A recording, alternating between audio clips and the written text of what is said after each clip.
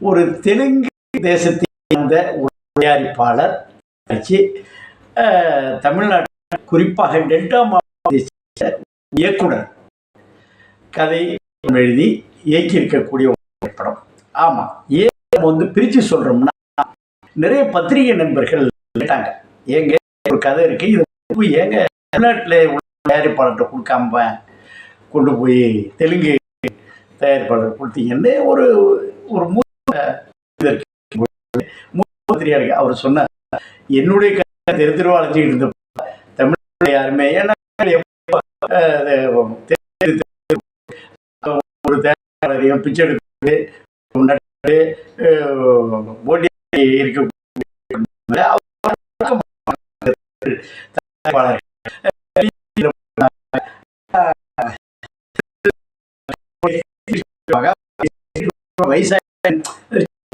இந்த வைத்தறிச்சல் தான் நிறைய வந்து மனித பழிவாங்க, சின்ன பெரிய, அப்புறம் நிறைய ஆவிகள் பழிவாங்க, பூனை ஏன் கொசு கூட நான் ஈ படத்துல வந்து ஈ கூட வந்து இந்த திரைப்படத்துல அதாவது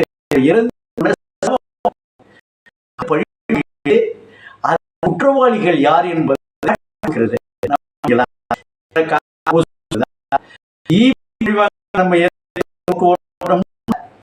அப்புறம் வந்து பேயெல்லாம் வச்சு ஓட்டு இதை வந்து புதிய சிந்தனை செய்கிறார். அது எங்கேயும் காப்பி அடிச்ச மாதிரி தெரியல, சுய சொல்லுகிறார். அது பிணம் வெற்றி பெற்றதா அதோடைய சமுதாய சிந்தனை என்ன பண்ணிருக்கிறார்னா, ஒரு ஜாதி என்று சொல்ல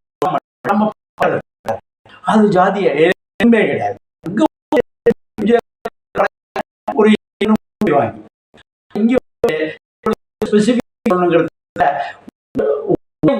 ரெண்டு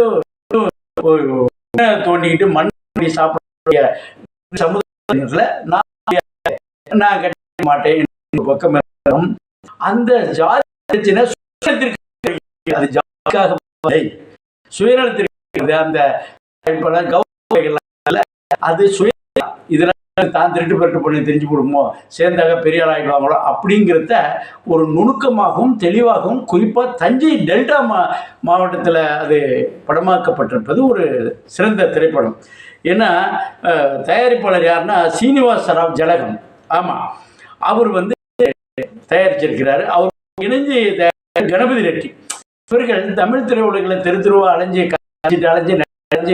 ஒன்றும் இல்லை, ஒரு ஸ்டேஜில் தானே தயாரிக்கணும் வந்ததுக்கு அப்புறம் அவர்கள் தேர்வு செய்யப்பட்ட கதை வந்து ஒரு அற்புதமான கதை.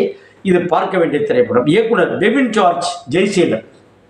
என்னங்க மனுஷன் சிந்தனைன்னா அப்படி ஒரு சிந்தனை. இதுக்கு வந்து எவர் பிஃபோர், எப்போ பார்த்தாலும் மலையாளம், அது ஒன்று ஈரான் ஈராக்கு படங்கள், சைனா படங்கள் சொல்லிட்டு இருக்கிறப்போ அதை தாண்டி இதில் என்ன நடக்குதுன்னா, முக்கியமாக என்னாச்சுன்னா, இதில் வந்து எடிட்டர் கம் கலரிஸ்ட்னு சொல்லிட்டு இந்த போஸ்ட் வந்து இதுவரையும் யாரும் சொல்லுவதில்லை. இந்த படத்தில் ஸ்ரீஜித் சாரஸ் அவர் தான் எடிட்டர் கம் கலரிஸ்ட். அந்த கலர் வந்து இருக்குதுங்கிறதுனால, கலர் இருக்கிறதுனால பச்சை பச்சைன்னு காட்டுறதும், அந்த வெளில இருக்கிற ஒரு லைட்டிங்கெல்லாம் கொடுக்கும்பொழுது அந்த கலர் வந்து இந்த டோனோட இணைஞ்சு போகக்கூடிய அளவுக்கு ஆடியன்ஸ் கொண்டு திரையில் உட்கார வச்சிருக்காங்க. இப்போ என்னாச்சுன்னா, திரையில் பார்க்குறப்போ கண் வந்து கொஞ்சம் கொஞ்சம் அசைக்காத அளவுக்கு அங்கேயே ஃபிக்ஸ் பண்ண முடியுமா கொண்டு வச்சிருக்கிறார் அவர் இயக்குனரோடு சேர்ந்து. இதில் என்னாச்சுன்னா, மியூசிக்கான ஜெசின் சார்ஜ் அந்த எந்த சோகம், அந்த சாவு வீட்டில் யார் யார் என்னென்ன பேசி கொண்டிருப்பார்கள் அதற்கு ஈடாக இணையாக அந்த இசையும் ட்ராவல் பண்ணியிருக்கு இந்த வகையில். அடுத்து சுர்ஜித் சாருக்கு வந்து கேமராமேன்.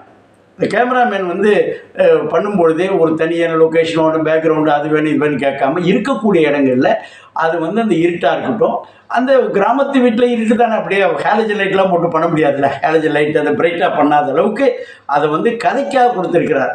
நான் தான் கேமரா தான் அதில் பெரிய சிறப்பாக இருக்கணுங்கிற மாதிரி எதுவுமே அதில் காமிச்சிக்காமல் படத்தோடு இணைஞ்சு ட்ராவல் பண்ணுறது முக்கியமான ஒரு இடமா இருக்குது.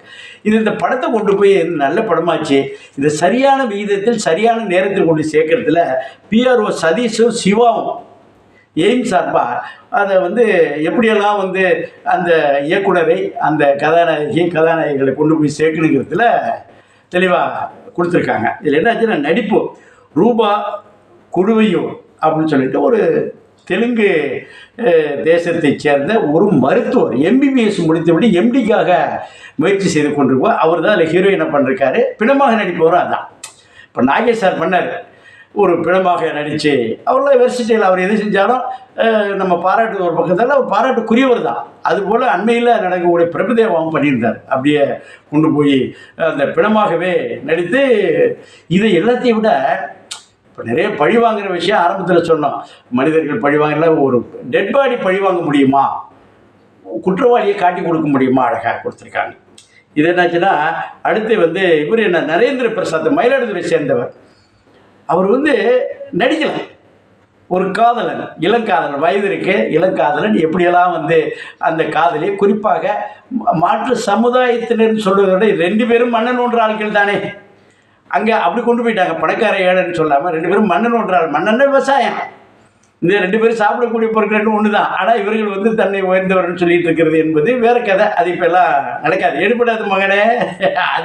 அது வந்து அழகாக ஒரு விகிதாச்சார அடிப்படையில் கோத்திருக்காங்க. அது மாதிரி ராஜா ராயப்பன் வந்து செல்வராஜா நடிக்கிறாரு. அதாவது சுபாஷ் ராமசாமி முத்துங்கிற ஒரு கேரக்டரில் பண்ணுறாப்புல. அதாவது அந்த பெண்ணுடைய அண்ணன் ஜாதி வெறியரில் திருட்டு பையன், அது ஜாதி வெறியர் மாதிரி ஊரை கூட்டியிருக்கா. திருட்டு பையன் ஒரு சிலையோட இதை போட்டு உள்ளே வச்சு விட்டு அதை கண்டுபிடிச்சிருவாங்கிறதுனால விட்டு ஜாதியை கிளப்பி விட்டு எப்படியெல்லாம் வந்து ஜாதி கலவரத்தை கொண்டு போகிறாங்கிறத நுணுக்கமாக ஆராய்ச்சிருக்கேன், ரிசர்ச் செஞ்சுருக்காங்க. திருட்டு பையங்களும் கொள்ளைக்காரன் முள்ள மாதிரி முடிச்சு வைக்க போயிடுவோம். என்ன பண்ணுவான்னா, தன்னுடைய குற்றத்தை மறைப்பதற்காக ஊரை சேர்க்கணுங்கிறதுக்காக வேண்டி ஒரு கட்சி பேரை எடுத்து விடுறது, ஜாதி பேரை எடுத்து விடுறது, மதத்து பேரை எடுத்து விடுறது. இங்கே என்ன பண்ணிருக்காருன்னா, 2 பேரும் மன்னன் ஒன்ற பசங்க, இவங்க 2 பேருமே வந்து ஜாதிங்கிற ஒரு சின்னதாக போட்டு அதை எப்படி வந்து அதை கொண்டிருக்கிறார்கள் என்பதை கடைசியில் வருது. அது கிளைமேக்ஸ் வேணாம், பார்க்க வேணாம், அதை இப்போ நம்ம சொல்ல வேணாம். 2வது வந்து இது என்னாச்சுன்னா, அந்த டெக்னீஷியன்ஸ் வந்து ஒரு விகிதாச்சார அடிப்படையில் பூந்து பண்ணியிருக்கிறத வந்து இயக்குனர் புதியவராக இருந்தாலும் செய்து மொத்தத்தில் யார் பார்க்கலாம். இது ஜாதி படமா இல்லை மத படமா, பொழுது படமா? என்பது ஒரு 15 படிக்கிறது, எடுக்க விட்டுறது, இங்கே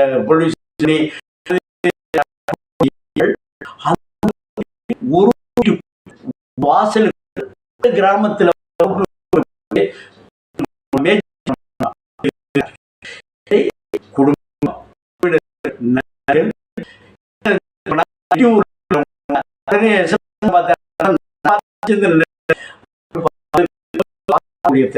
பார்க்கலாம்.